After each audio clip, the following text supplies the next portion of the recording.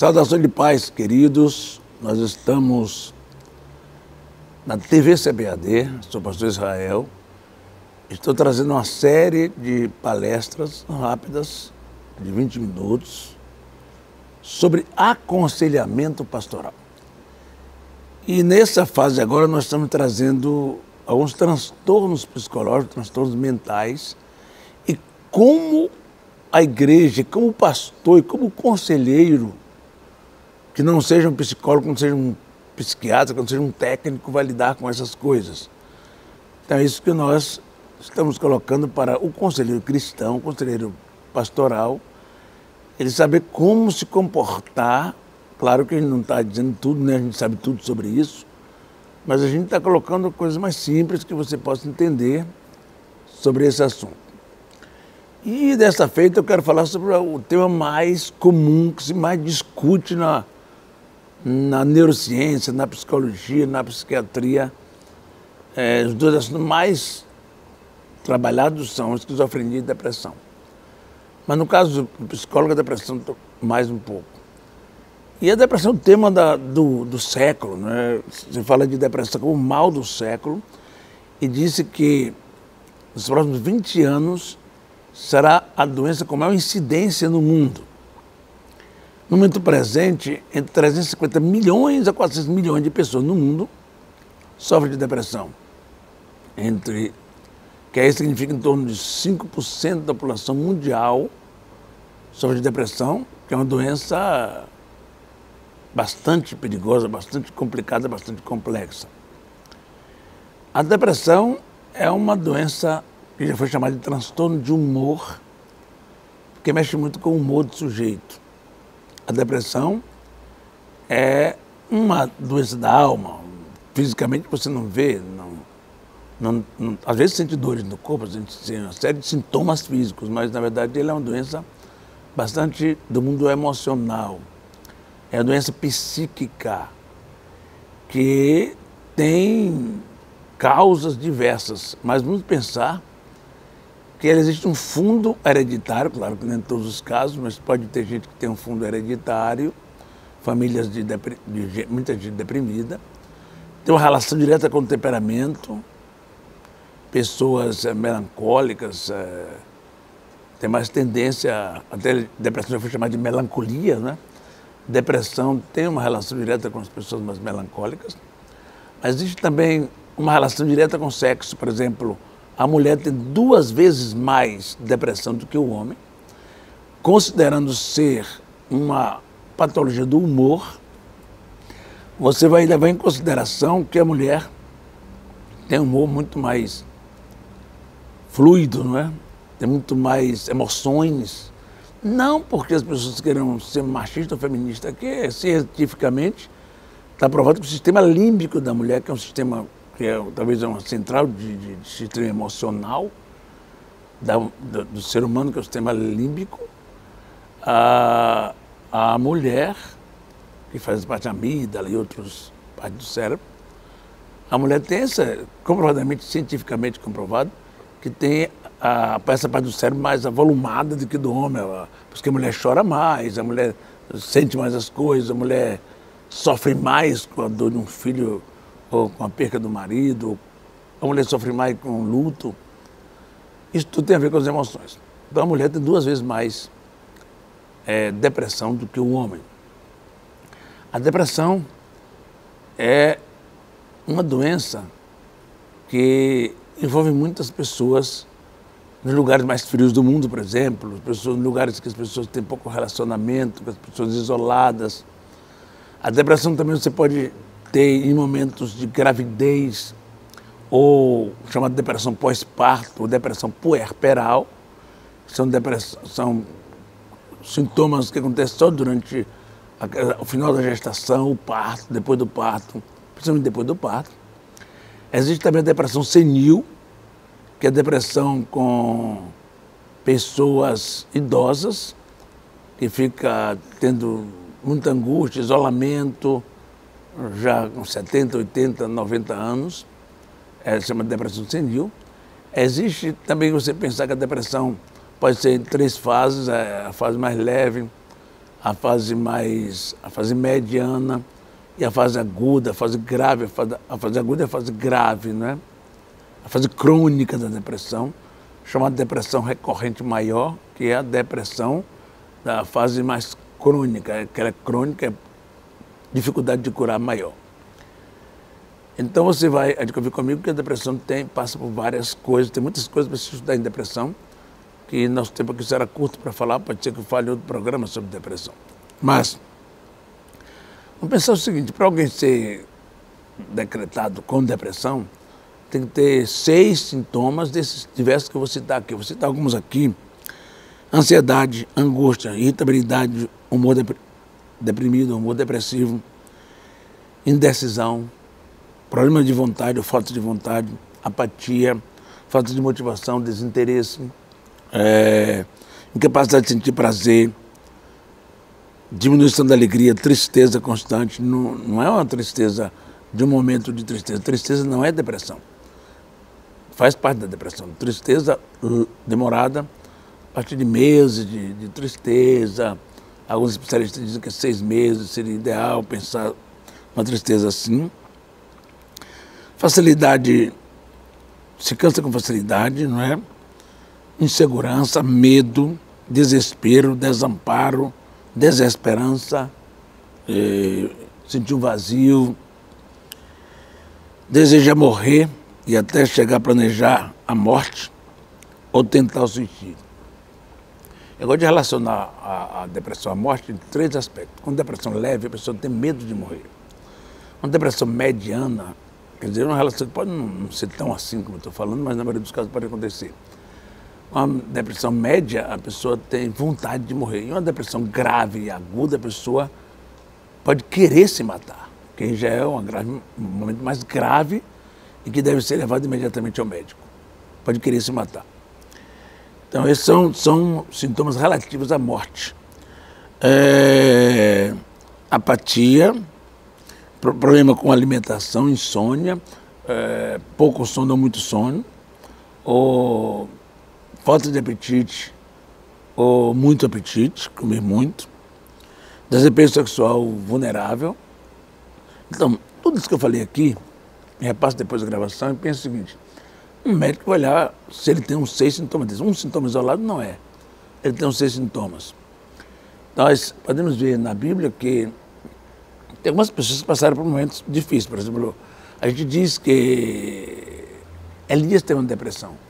Elias teve um sintoma, talvez se fosse medida isso que eu estou falando aqui de vontade de morrer, Elias teve uma depressão média.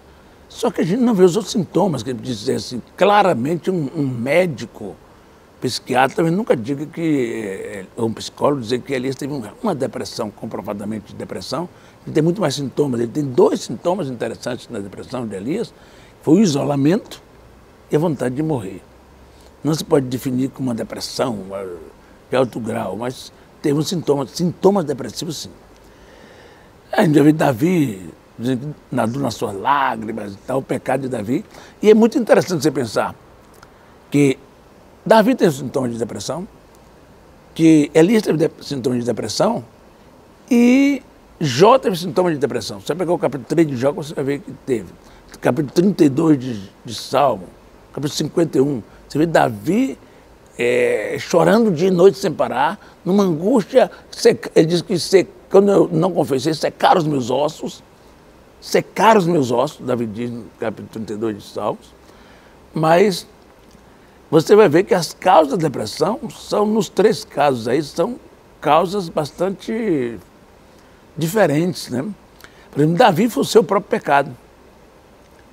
O Elias foi a perseguição de Jezabel. Se sentiu sozinho, solitário, perseguido, sem ninguém, e ele ficou em crise. E Jó foi o sofrimento físico, o sofrimento espiritual, o sofrimento emocional de Jó. Levou Jó a ter sintomas graves de depressão, obviamente, que quem é que suportaria tanto? Então as causas da depressão são diversas, não é? Outra coisa importante é pensar o seguinte: como se trata a depressão? Aí entra o conselheiro. Nós, como conselheiros, precisamos pensar nisso. Como é que eu vou lidar com uma pessoa com depressão? Se você tiver uma depressão, apenas uma tristeza, um isolamento, alguma coisa em pequeno grau, você pode tratar no aconselhamento, lidar com ela. Se ele tiver um nível médio, mande para o psicólogo. Mas se ele tiver um nível já de falar em se matar, não deixe para amanhã, nem sequer mande, vá com ele a um psiquiatra. A gente precisa entender que médico é para os doentes. Às vezes as pessoas têm muita dificuldade de lidar com o psiquiatra. O psiquiatra é um médico, igual a qualquer um outro. Ele lida com a abstração do sujeito, obviamente que a ciência médica é ciência cartesiana, as pessoas lidam com o real, passam um exame, vai fazer um exame do cérebro e acha um tumor, vai fazer um exame da perna e acha uma inflamação, vai fazer um exame do pulmão e acha lá um caroço, faz o exame do estômago e acha uma gastrite, uma úlcera. Os exames revelam algo. Já nos casos emocionais, os exames físicos são muito raros, muito complexos. Nos casos emocionais, a gente vai observar que é o trabalho clínico do psicólogo, é o trabalho clínico, o diagnóstico é feito pelo trabalho clínico do psicólogo, o trabalho clínico do psiquiatra. Vai ouvir a pessoa e vai, pelos sintomas que a pessoa apresenta, vai ser avaliado os sintomas, e pelos sintomas se sabe que tipo de psicopatologia um sujeito tem.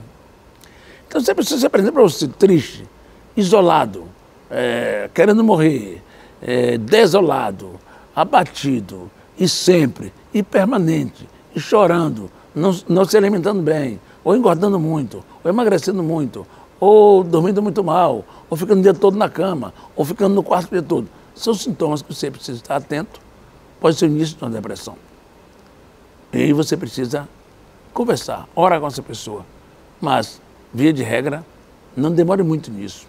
Encaminhe para um psicólogo fazer uma avaliação, encaminhe para um psiquiatra, se for o caso mais grave. Mas a gente precisa aprender a encaminhar as pessoas. A gente vai orar. Se a cura não acontecer de imediato, médico existe para isso. Então, no processo de aconselhamento, é preciso questionar a pessoa, ouvir o que ela tem a dizer e a gente aprender que o pastor é um orientador, o conselheiro é uma pessoa que encaminha os outros para quem é de direito. Se encontrar uma pessoa com dores permanentes em alguma parte, você pode orar por ele, mas encaminhe para o médico, você vai no médico. Se você encontra uma pessoa que você percebe pelos sintomas que tem uma depressão, não segure isso com você. Eu quero orientar os conselheiros cristãos hoje sobre depressão, que ele deve acompanhar, o conselheiro deve acompanhar, mesmo se a pessoa estiver sendo acompanhada por um psicólogo, por um psiquiatra. Aí vem um aconselhamento de apoio, apoiando o médico naquele processo que o médico já está trabalhando. O médico está ali passando remédio. E você quer ajudar, lê a bula junto com o seu aconselhado. Veja, porque às vezes ao tomar o remédio ele pode ter sintomas que ele não tinha antes. E ele está perturbado. Cabe ao conselheiro orientar, orar junto, acompanhar, fazer os encaminhamentos, verificar se ele for no médico, verificar se ele está tomando remédio, e acompanhar a parte espiritual, orar com ele, ver a questão familiar dele como está, porque na depressão tem uma série de coisas que rodeiam a pessoa, ver como é que está ele com a esposa, com o marido, com os filhos, ver como está o contato familiar dele, como está a vida espiritual desse seu aconselhado, se ele está bem com Deus, se isso não começou de um processo como o de Davi, ou se ele começou de um processo como o de Jó, um sofrimento, ou se ele começou um processo como o de Elias, um isolamento ou desolamento. Então você tem que verificar tudo isso. As origens o que a pessoa está passando, se vê a partir do estresse pós-traumático, ele teve uma coisa muito grave, uma perca considerável na vida, e ele passou a ficar com sintomas de depressão. O conselheiro precisa fazer uma investigação geral, não, uma investigação no bom sentido, de perguntar pela família ou até a família, ver os fatos que estão correlatos com essa depressão, o que está junto ali, incidindo nessa depressão, precisa ser trabalhado. Outra coisa muito importante lembrar, que o remédio, quando a pessoa toma remédio na depressão, aquele remédio vai ajudar o processo químico do cérebro, porque existe um processo no cérebro elétrico e um processo químico. No processo químico existe uma coisa chamada sinapses. Deixa eu te passar essa informação que é importante. Quando o neurotransmissor, que é um neurônio, transmite para o neuroreceptor, transmitindo os hormônios. Por exemplo, o cérebro nosso trabalha nessa comunicação. Neurotransmissor, neuroreceptor, em todos os casos cerebrais. Até em caso de Alzheimer, de qualquer outra coisa, doenças de retardo mental, tudo que for cérebro, ele vai trabalhar nessa neuroreceptor, que é um neurotransmissor, que é um neurônio, que produz, vamos dizer, a serotonina, a dopamina, no caso da depressão, serotonina, dopamina, noradrenalina, são hormônios cerebrais, neurotransmissores, que vai provocar o equilíbrio, a alegria, a paz da pessoa. Quando a pessoa começa um processo de depressão, esse processo químico de sinapse fica prejudicada no cérebro do sujeito, fica prejudicado esse processo químico de sinapse de neurotransmissor enviar para o neuroreceptor. Aí acontece que quanto mais você vai ficando com problemas, mas quanto mais aumenta a sua depressão, mas o sistema cerebral seu vai enviando menos neurotransmissor, menos dopamina, menos adrenalina, que se chama de hormônios do prazer, da alegria. Aí a tristeza vai aumentando, e quando uma tristeza aumenta, mais diminui o neurotransmissor de mandar as suas informações. Veja que é um sistema complexo. Nessa neurotransmissão cerebral, a pessoa vai ficando cada vez mais triste, aí vem vontade de morrer, que vem uma série de coisas, porque o sistema está funcionando cada vez mais lento no seu cérebro. Assim, mas por que tomar remédio? O remédio vai mover essa química, ou seja, vai impulsionar esse neurotransmissor chegar no neuroreceptor. Ou seja, a dopamina vai ser empurrada. O remédio não produz dopamina nem serotonina. Apenas ele vai melhorar a movimentação desses hormônios no cérebro da pessoa. O remédio vai melhorar o seu equilíbrio químico cerebral. E é muito importante que se tome remédio, porque você está em um grau alto de depressão ou de outras doenças mentais. Então, isso que eu quero lembrar a você, que a depressão é uma coisa real, não é uma doença imaginária, não é uma frescura, como dizem os mais velhos, não é uma fantasia, é uma doença real, que precisa tomar remédio, às vezes, quando está mais grave, e precisa ir no médico psiquiatra, não é no neurologista. O neurologista pode também ajudar, claro. Mas esse é um tratamento de psiquiatra, de psicólogo, de profissional competente, preparado, estudado para esse fim, até com pós-graduação, de psicólogo que lida com psicanálise, sim, principalmente com TCC, porque tem um programa já específico de terapia cognitivo comportamental, trabalha muito com esse processo de depressão dentro de um processo já estratégico, bem organizado. Então, você pode ir em qualquer psicólogo que pode te ajudar. Talvez se for numa pessoa de TCC, pode te ajudar mais. Mas o que eu quero dizer a você é que é preciso se mexer, fazer alguma coisa. E quem está com depressão precisa se mover, fazer exercício, correr atrás, sair da cama, ver a luz do sol, se alimentar bem, organizar a sua vida, organizar seu equilíbrio mental. E o pastor pode fazer muito bem isso, a igreja pode fazer palestras sobre isso, pode orientar e pode abençoar as pessoas.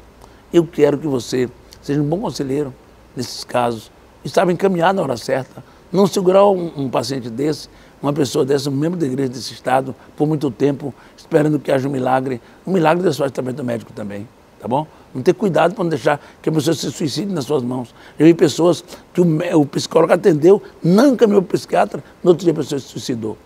Que o pastor atendeu alguém, no outro dia, e até pastores se suicidando. É preciso ter cuidado que a depressão é a maior causa de suicídio no mundo. Então tome cuidado com gente com depressão, encaminhe para um médico e procure um psiquiatra conhecido, um psiquiatra que lida com depressão, um psicólogo, encaminhe para alguém, para que os andamentos sejam feitos corretamente. Ó gente, nosso trabalho é cuidar de pessoas, é cuidar de gente, é cuidar da alma das pessoas. Esse é o meu trabalho de pastor. E o seu trabalho de pastor, de crente, de irmão em Cristo, cuida da alma do outro, cuida do ser humano, cuida da mente, cuida do coração, cuida da alma, cuida do espírito e cuida do corpo também. Um abraço, gente. A igreja, a ação integral da igreja é cuidar da pessoa espiritual e corpo. Um abraço para você.